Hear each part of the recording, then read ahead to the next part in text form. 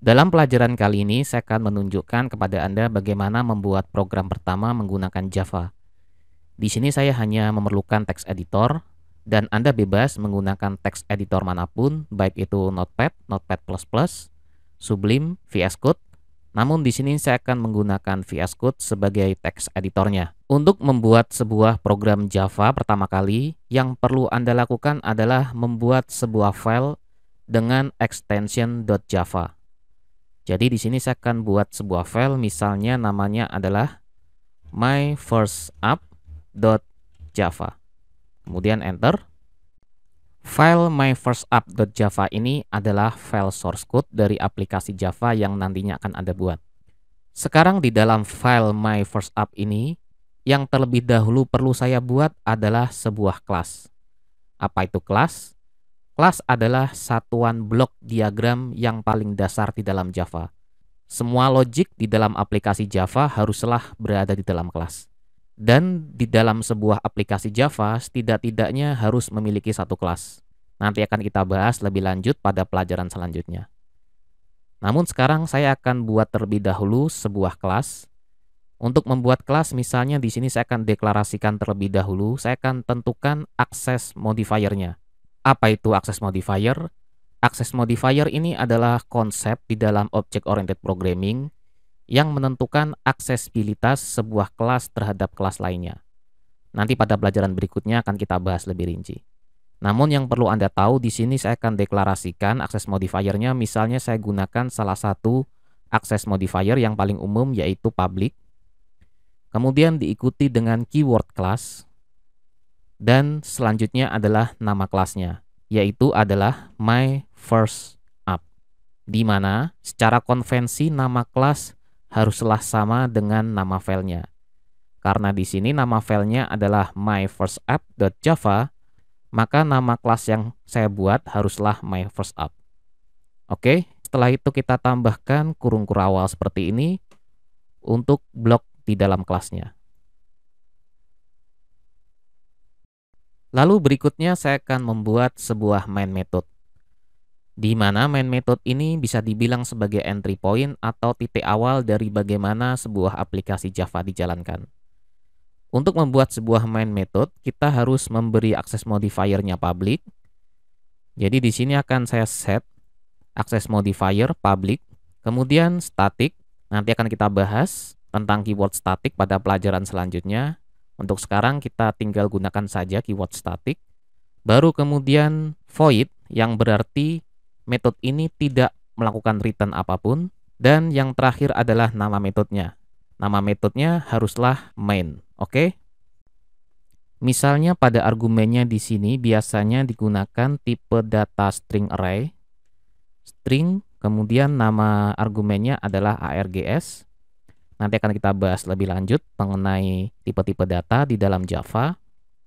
Kemudian pada metodenya kita bisa buat sebuah logic. Misalnya logic yang paling sederhana, saya akan menampilkan sebuah kata-kata yang nantinya dicetak di dalam layar. Untuk itu saya akan buat sysout system.out.println, diikuti dengan kalimat yang ingin dicetak di dalam layar. Misalnya adalah hello world, oke, kemudian titik koma. Jadi cukup seperti ini. Lalu berikutnya saya akan gunakan command prompt untuk mengcompile dan menjalankan aplikasi Java sederhana yang kita buat tadi.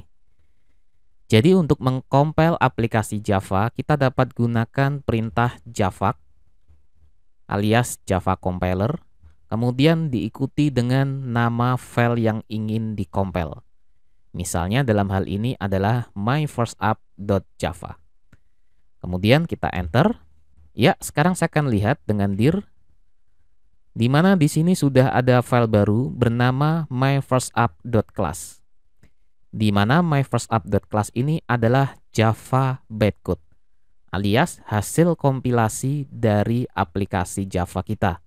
Dan kemudian untuk menjalankan Java bytecode ini yang berekstensi .class, kita dapat menggunakan perintah Java diikuti dengan Java bytecode yang ingin dijalankan. Jadi myfirstapp.class atau cukup myfirstapp saja. Kemudian enter. Ya, seperti yang Anda lihat di sini telah tercetak sebuah kalimat yaitu hello world. Jadi sama persis dengan apa yang telah kita program di Java-nya.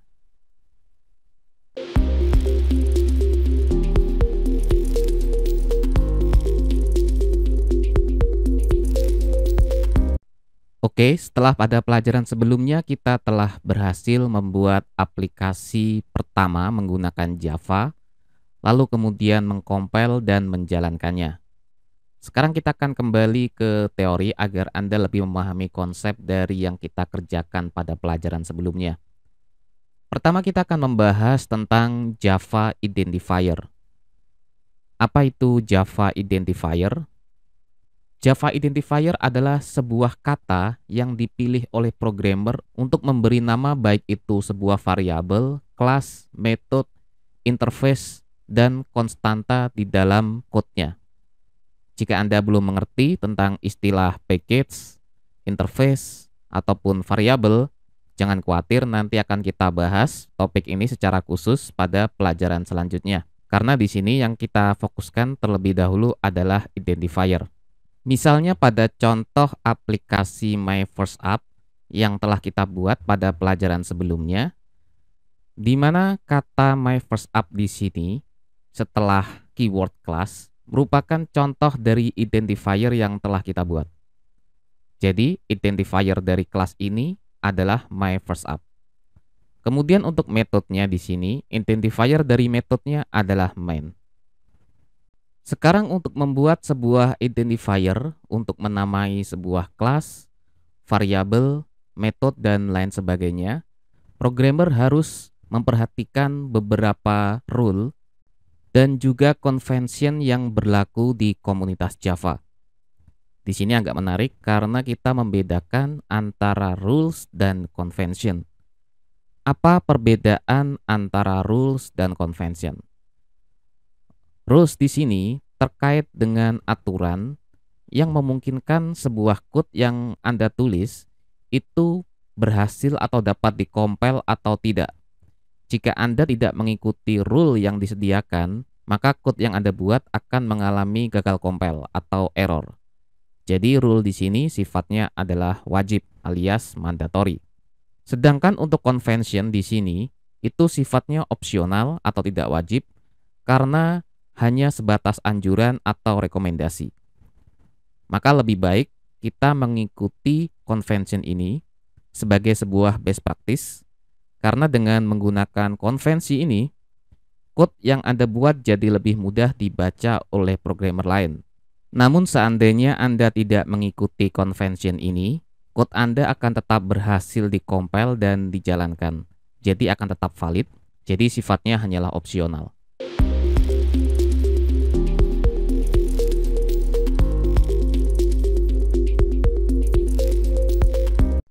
Oke, setelah sebelumnya kita menyebutkan tentang rule yang harus diikuti oleh programmer dalam membuat sebuah identifier, sekarang kita akan bahas mengenai rule-rule apa saja yang wajib diikuti oleh programmer dalam rangka membuat sebuah identifier yang telah kita sebutkan dalam pelajaran sebelumnya.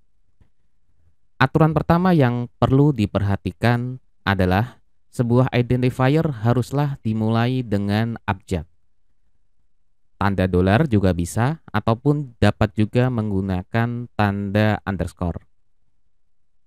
Berikutnya sebuah identifier dapat mengandung angka di dalamnya. Namun, sebagaimana yang dijelaskan pada poin pertama, identifier tidak boleh diawali dengan angka, karena hanya boleh diawali dengan letter atau abjad, tanda dolar, dan juga underscore.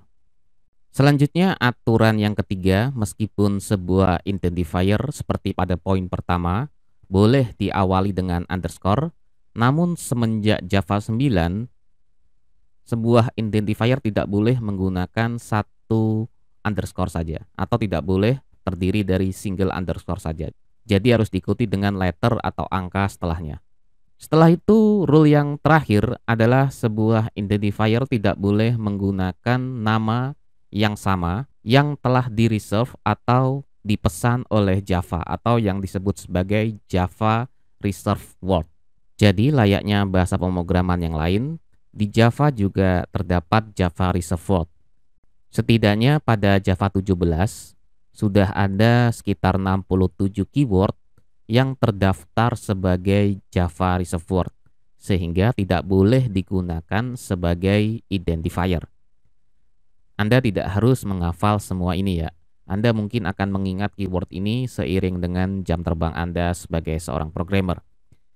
Sebagian besar keyword yang ada pada Java Reserved Word ini digunakan sebagai sintaks di dalam bahasa pemrograman Java, kecuali ada beberapa keyword yang belum atau tidak digunakan sebagai sintaks, setidaknya untuk saat ini. Seperti halnya keyword cons dan juga goto yang sampai saat ini versi Java 17, dua keyword ini tidak digunakan di dalam sintaks Java.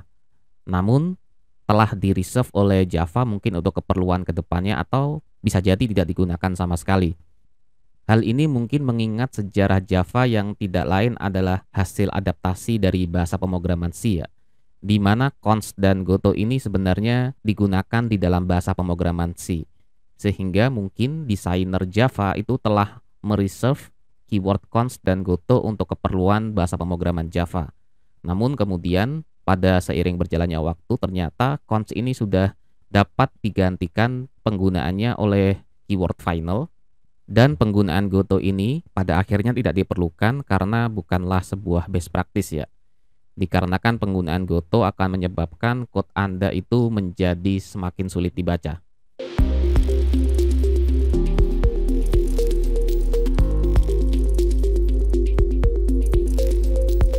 Oke, kita sekarang beralih ke pembahasan berikutnya tentang Java Naming Convention.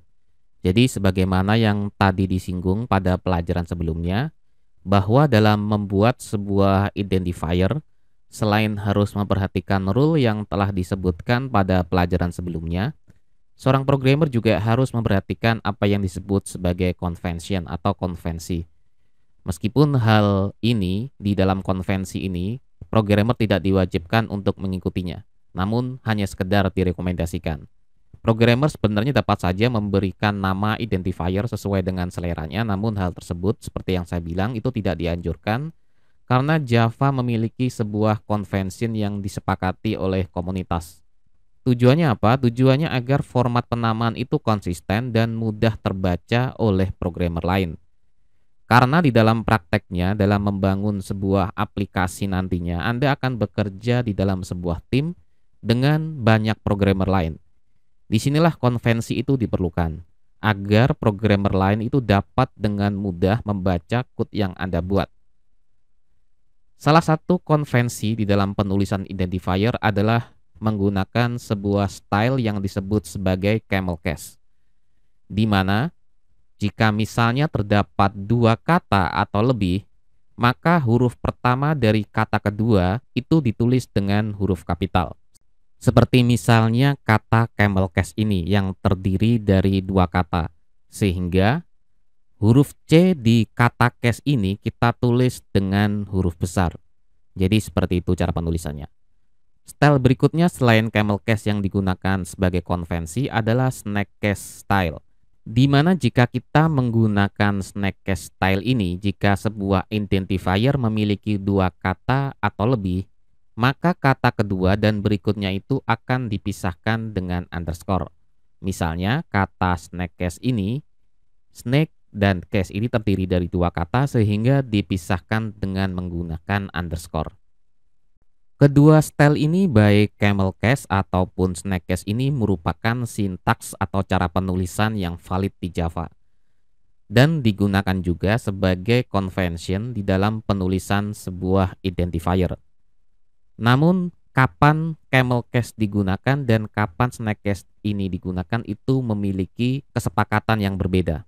Tergantung kita ingin memberi identifier pada variabel, pada kelas, atau pada konstanta misalnya.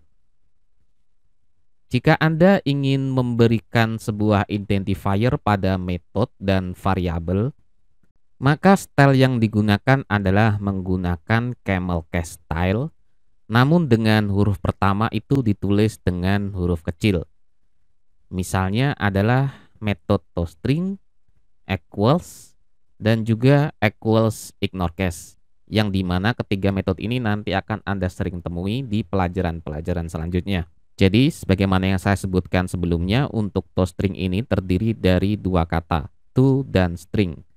Sedangkan kata kedua yaitu string, di mana pada huruf pertamanya yaitu S ini kita tulis dengan huruf kapital.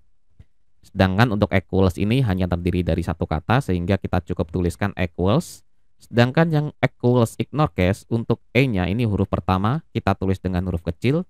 Sedangkan ignore dan case ini merupakan kata kedua dan kata ketiga, maka huruf pertamanya itu kita tulis dengan huruf besar atau uppercase. Lalu bagaimana jika kita ingin memberi nama sebuah kelas atau sebuah interface? Maka kita akan menuliskan menggunakan style yang sama yaitu camel case juga. Namun perbedaannya adalah first letternya atau huruf pertama itu ditulis dengan menggunakan huruf besar atau uppercase. Misalnya dalam contoh di sini ketika saya membuat sebuah kelas misalnya dengan nama office, maka huruf pertama yaitu O di sini ditulis dengan huruf besar. Begitu pula jika kita temui pada Java API yaitu misalnya pada string dan integer, di mana huruf pertamanya yaitu S dan I di sini ditulis dalam bentuk kapital. Sedangkan untuk big decimal di sini, huruf B kita tulis dengan huruf besar karena merupakan first letter atau abjad pertama. Sedangkan D di dalam desimal ini merupakan kata kedua, sehingga D-nya juga perlu ditulis dengan huruf kapital. Oke, sekarang kita beralih ke kasus berikutnya, di mana jika kita misalnya ingin memberikan identifier untuk sebuah konstanta, maka style yang direkomendasikan adalah menggunakan snake case style. Namun penulisannya dengan menggunakan huruf kapital semuanya. Misalnya di sini jika kita ingin membuat konstanta dengan nama min size, karena min size ini terdiri dari dua kata, maka harus dipisahkan dengan underscore.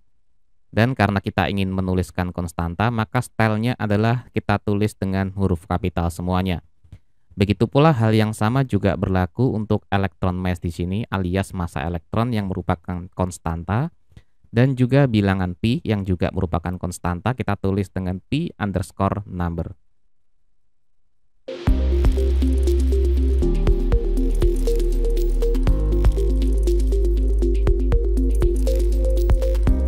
Oke, sekarang saya akan mencoba menguji pemahaman Anda setelah saya memberikan penjelasan mengenai Java Identifier pada beberapa pelajaran sebelumnya.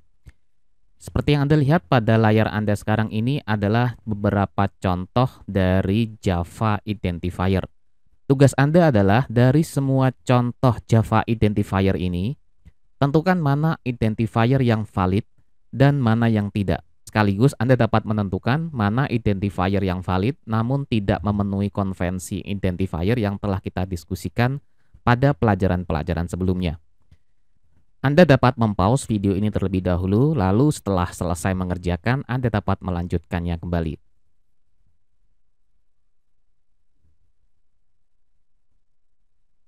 Oke, gimana? Sudah selesai?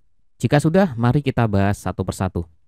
Yang pertama adalah average temp, ini maksudnya mungkin adalah average temperature atau suhu rata-rata. Ini adalah Java identifier yang valid, terlebih jika digunakan untuk variabel. Berikutnya ada count yang juga merupakan Java identifier yang valid. Lalu ada price, ini juga Java identifier yang valid. Lalu bagaimana dengan underscore price? Ini sama dengan contoh sebelumnya, namun kita tambahkan underscore sebelum kata price. Secara technically ini merupakan identifier yang valid. Karena sebuah identifier seperti yang pernah dijelaskan pada pelajaran sebelumnya boleh didahului dengan tanda underscore. Namun saya tidak merekomendasikannya karena tanda underscore pada awal di sini tidak berarti apa-apa, jadi lebih baik jika ditulis price saja seperti yang contoh sebelumnya. Berikutnya ada 9 byte speed yang merupakan sebuah identifier yang diawali angka, yaitu dalam hal ini adalah 9. Jika Anda ingat pada pelajaran sebelumnya, sebuah identifier tidak boleh diawali dengan angka. Jadi bukan merupakan identifier yang valid. Sedangkan untuk bike speed 9 itu merupakan identifier yang valid karena sebuah identifier boleh mengandung angka, namun yang tidak boleh adalah angka ini berada di depan. Oke? Namun untuk My Office di sini secara technically merupakan identifier yang valid meskipun secara konvensi tidak menggunakan format camel case. Jadi tidak direkomendasikan cara penulisan seperti ini karena seharusnya huruf O di dalam Office di sini ditulis dengan huruf besar. Karena My Office ini terdiri dari dua kata sehingga huruf pertama di kata kedua itu harus ditulis dalam huruf besar. Sedangkan huruf M di kata my di sini ini bergantung Anda ingin memberikan identifier untuk apa. Jika Anda ingin memberikan identifier untuk kelas, maka penulisan huruf besar ini sudah tepat. Namun jika Anda ingin memberikan identifier untuk variabel, Anda sebaiknya menuliskannya dalam huruf kecil atau lowercase. Oke, sekarang kita beralih ke contoh selanjutnya yaitu min_size. Di sini mungkin maksudnya adalah minimum size atau ukuran minimal. Dalam hal ini kita menuliskannya dalam bentuk snack case dan kapital semua. Secara technically ini merupakan penulisan yang valid. Namun secara konvensi penulisan seperti ini sebaiknya digunakan untuk sebuah konstanta. Jadi jika minimum size ini digunakan untuk penulisan sebuah variabel, maka tidak direkomendasikan. Jadi minimum size ini valid namun tergantung bagaimana minimum size ini digunakan. Apakah minimum size ini digunakan sebagai konstanta atau sebagai variabel? Kemudian kita beralih ke contoh selanjutnya di mana ini merupakan kebalikan dari contoh sebelumnya. Perbedaannya di sini min size-nya kita tulis dalam format camel case. Jadi sama dengan contoh sebelumnya bahwa penulisan ini merupakan penulisan identifier yang valid, namun perbedaannya penulisan ini hanya direkomendasikan jika kita ingin memberi nama sebuah variabel atau memberikan identifier untuk sebuah variabel. Jika Anda memberikan identifier untuk konstanta, maka sebaiknya digunakan contoh sebelumnya, yaitu ditulis dengan format snack case dan kapital semua. Kemudian untuk X, Y, Z di sini merupakan contoh penulisan yang valid atau legal, namun saya sendiri tidak merekomendasikan penulisan seperti ini. Kenapa? Karena X, Y, Z ini tidak memiliki arti apapun dan programmer yang membacanya mungkin akan kebingungan apa arti X, Y, Z di sini. Apakah X, Y, Z ini berarti koordinat? Jika untuk koordinat lebih baik digunakan identifier lain seperti misalnya koordinat atau yang lain yang memberikan arti terhadap baik itu variabel, konstanta ataupun kelas yang diberikan identifier tersebut. Jadi harus representatif. Jadi yang perlu Anda ingat di sini untuk penulisan sebuah identifier tidak hanya memperhatikan penulisannya atau formatnya, tapi identifier sebaiknya memiliki arti yang merepresentasikan kelas atau variabel ataupun konstanta tersebut. Oke, sekarang kita beralih ke contoh berikutnya yaitu height-temp. Di sini jelas merupakan identifier yang tidak valid karena sebuah identifier haruslah menggunakan abjad, tanda dolar ataupun menggunakan angka. Jadi jika Anda menggunakan tanda dash di sini merupakan jelas identifier yang tidak valid. Begitu pula angka 100 di sini jelas bukan identifier yang valid.